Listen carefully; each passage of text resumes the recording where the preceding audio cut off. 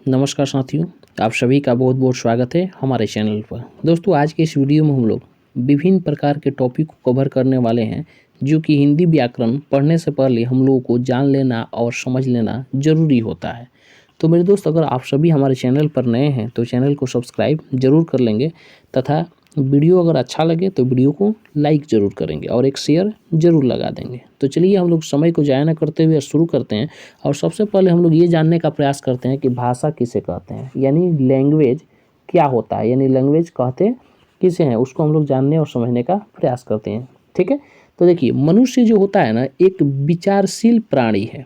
मनुष्य क्या है? एक विचारशील प्राणी है और उसके मन में अनेक तरह के प्रश्न उठते रहते हैं। इन प्रश्नों के समाधान के लिए वह अनेक प्रकार से सोच विचार करता है। सोच विचार करते समय वह अक्सर किसी निर्णय पर पहुंच जाता है और निर्णय पर पहुंच जाने पर वह अपने विचार को प्रकट करना चाहता है। यानी कहने का मतलब क्या हुआ कि मनुष्य जो है एक सामाजिक प्राणी है और विचारशील प्राणी है। जब भी मनुष्य अगर कोई बात कहना चाहता है तो कहने से पहले उसके मन में कुछ विचार, कुछ ख्याल उत्पन्न होते हैं और वो मन जो ख्याल जो उत्पन्न होता है और जो विचार उत्पन्न होता है, उसी को वह एक ध्वनि के माध्यम से, एक भाषा के माध्यम से वह दूसरों तक पहुंचाता है, यानी दूसरों तक कहता है। तो अर्थात कहने का मतलब क्या हुआ कि भाषा वह माध्यम है या वह साधन है जिसके द्वारा हम अपने भावों या विचारों का आदान प्रदान बोलकर, लिखकर तथा पढ़कर करते हैं। यानी कहने का तात्पर्य है कि भाषा वह माध्यम है या वह साधन है जिसके द्वारा हम अपने मन के भावों या विचारों को लिखकर, पढ़कर तथा बोलकर एक दूसरे के समक्ष प्रदान करते हैं, एक दूसरे के समक्ष पहुंचाते हैं। वो क्या है? भाषा कहलाता है। यानी साफ तौर पर हम कह सकते हैं, सीधे तौर पर, कि भाषा जो है वो विचारों का आदान प्रदान करने का एक साधन है, एक माध्यम है।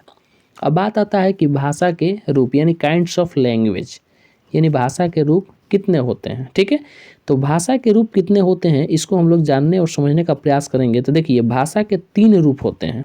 कौन कौन सा होता है? मौखिक रूप होता है, लिखित रूप होता है और तीसरा जो रूप होता है वो आपका सांकेतिक होता है।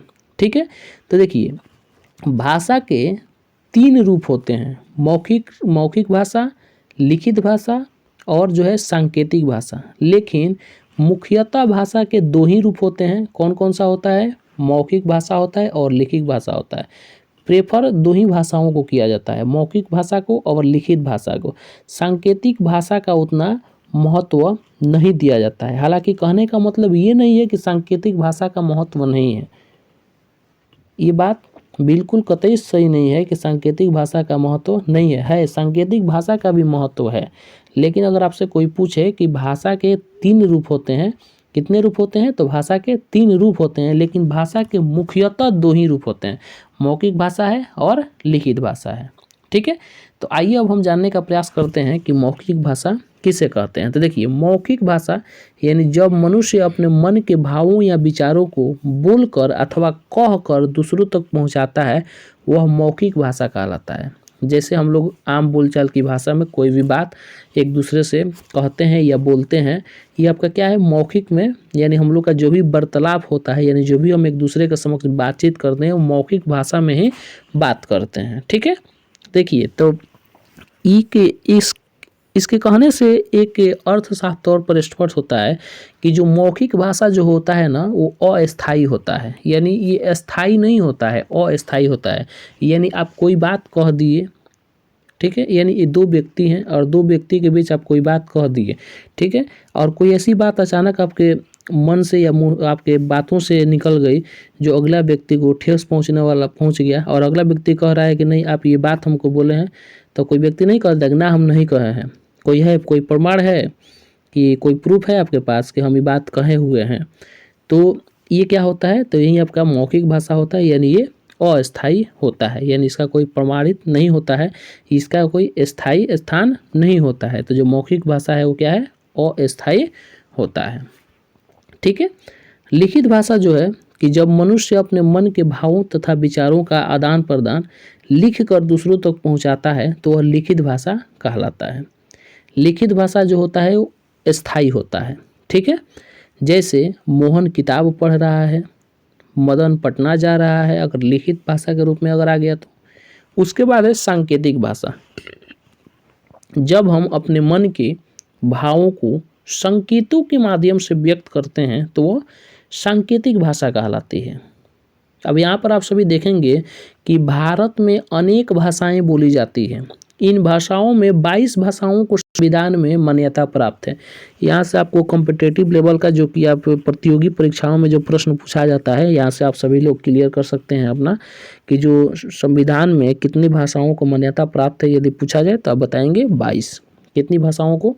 तो 22। तो संविधान में कुल भाषाएं यानी कि 22 भाषाओं को मान्यता प्राप्त है। ठीक है। अब यहाँ पर आप सभी देखेंगे कि जो संविधान में जो भाषाएं को मान्यता प्राप्त है यानी 22 भाषाओं को मान्यता प्राप्त है, तो आखिर वो भाषा कौन कौन सी यानी कौन कौन से भाषाएं जो है जिनका मान्यता प्राप्त संविधान में मान्यता प्राप्त है।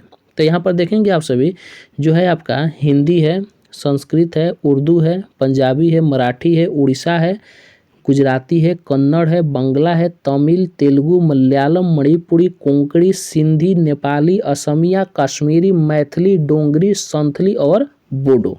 ये 22 भाषाएं हैं जिनको संविधान में मान्यता प्राप्त है। आगे देख सकते हैं आप सभी कि दिया है कि भारतीय संविधान के अनुच्छेद 343 के अनुसार भारत की राष्ट्रीय भाषा हिंदी है। ठीक है।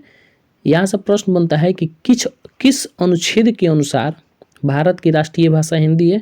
तो अनुच्छेद 343 यानी कि 343।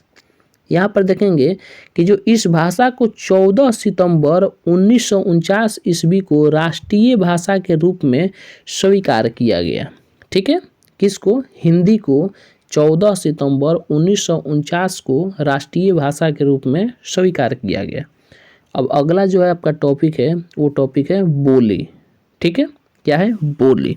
तब बोली किसे कहते हैं इसको हम लोग समझेंगे। तो देखिए, भाषा एक विस्तृत क्षेत्र में बोली जाती है यानी बड़े पैमाने पर बड़े तौर पर बोली जाती है, और बोली का जो अपना जो क्षेत्र होता है वो सीमित होता है यानी सीमित क्षेत्र में बोली जाती है। बोली का जो होता है अपना कोई लिखित रूप नहीं होता है, इसका कोई भी लिखित साहित्य भी नहीं होता, और भारत में लगभग 1652 बोलियां बोली जाती है। हमारे भारत देश में 1652 बोलियां बोली जाती हैं। अब यहाँ पर आप सभी समझेंगे कि भाषा और बोली में क्या अंतर है यानी कि difference between language and dialect. ठीक है। तो यहाँ पर आप सभी देखेंगे कि भाषा और बोली में क्या अंतर होता है। तो भाषा का जो होता है वो विस्तृत क्षेत्र होता है, एक अपना बड़ा क्षेत्र होता है, और बोली का जो उपयोग होता है वो क्षेत्रीय रूप में होता है। ठीक है। यानी एक छोटे तौर पर यानी जो एक अपना क्षेत्र सीमित होता है उसी रूप में भाषा का वो बोली का उपयोग होता है, और यह रूप भाषा की अपेक्षा सीमित होता है। भाषा में साहित्य रचना होती है। ठीक है। लेकिन बोली केवल बोली जाती है।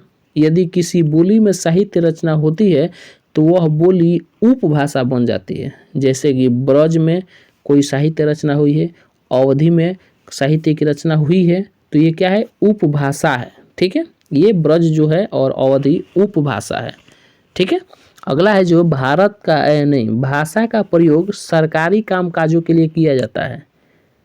ठीक इसके विपरीत बोली का प्रयोग सरकारी कामकाज में नहीं होता है, किसी क्षेत्र विशेष के जन सामान्य परस्पर व्यवहार या विचारों के आदान प्रदान करने के लिए होता है। यानी किसी क्षेत्र विशेष में अपना विचार अपनी बात को कहने के लिए ही इसका बोली का उपयोग होता है। जैसे कि भोजपुरी बोलते हैं लोग, तो भोजपुरी क्या है? आपका ये बोली है। हम लोग बोलते हैं, अपना विचार आदान प्रदान करते हैं एक दूसरे के समक्ष। ठीक है। अगला है जो है आपका टॉपिक कि मातृभाषा यानी कि मदर टंग। मदर टंग क्या है? तो देखिए, मातृभाषा क्या होता है इसको हम लोग समझेंगे। तो देखिए, जब कोई बच्चा अपने परिवार में जन्म लेता है तो वह अपने माता पिता और परिवार के दूसरे सदस्यों को आपस में जिस भाषा में बात करते हुए सुनता है, स्वयं भी उसी भाषा का प्रयोग करने लगता है। इसी भाषा को उसकी मातृभाषा कहते हैं। ठीक है।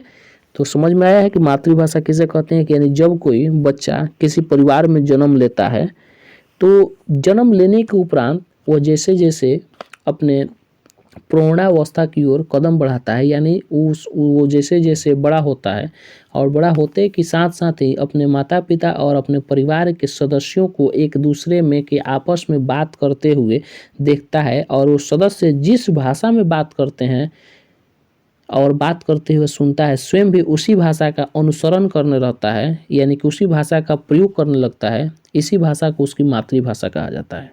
अगला जो है आपका राष्ट्रभाषा, यानी कि नेशनल लैंग्वेज। जब कोई भाषा विकसित होते होते इस अवस्था को प्राप्त कर जाती है कि पूरा राष्ट्र दैनिक जीवन में उसका प्रयोग करने लगता है, तो ऐसी भाषा को राष्ट्रभाषा कहा जाता है। ठीक है, यानी जब कोई भाषा विकसित होते होते ऐसा अपना अवस्था को प्राप्त कर लेता है कि पूरा दैनिक जीवन में यानी पूरे दिन में उपयोग होने लगता है, तो ऐसी भाषा को राष्ट्रभाषा कहा जाता है। अब यहाँ पर देखेंगे राजभाषा कि राजभाषा क्या है, यानी ऑफिशियल लैंग्वेज। वह भाषा जिसका प्रयोग देश के कार्यालयों के काम काज के लिए किया जाता है राजभाषा कहलाता है। और भारत में राजभाषा के रूप में जिस हिंदी को अपनाया गया है वह राजभाषा है। अगला जो है आपका लिपि, यानी कि स्क्रिप्ट क्या है, तो देखिए भाषा को हम जिस विधि से लिखते हैं, यानी हर एक भाषा का अपना लिपि होता है। ठीक है, जो अब भारत में विभिन्न प्रकार के भाषाएं बोली जाती है और उन्हीं विभिन्न प्रकार के भाषाओं का विभिन्न प्रकार से लिपि भी है। तो भाषा को हम जिस विधि से लिखते हैं उस विधि को लिपि कहते हैं। और संसार में विभिन्न भाषाएं भिन्न भिन्न लिपियों में लिखी जाती है, और हिंदी भाषा की जो लिपि है वो देवनागरी है। इसके अलावा आप सभी संस्कृत, मराठी, नेपाली आदि भाषाएं भी देवनागरी लिपि में लिखी जाती है। और उर्दू भाषा की जो लिपि है वो फारसी है, पंजाबी भाषा की लिपि है वो गुरुमुखी है, और अंग्रेजी भाषा की जो लिपि है वो रोमन है। ठीक है, तो आशा करता हूँ, उम्मीद है कि यहाँ तक आप सभी लोगों को समझ में आया होगा। अगर आप सभी लोगों को यहाँ तक समझ में आया होगा, अगर क्लियर हो गया होगा, तो वीडियो को लाइक करेंगे। और यदि आप सभी चैनल पर अभी तक नए हैं तो चैनल को सब्सक्राइब जरूर कर लेंगे, ताकि मैं जो भी वीडियो अपलोड करूँ आप सभी के पास सबसे पहले पहुँच सके। Thank you, thanks for watching my video.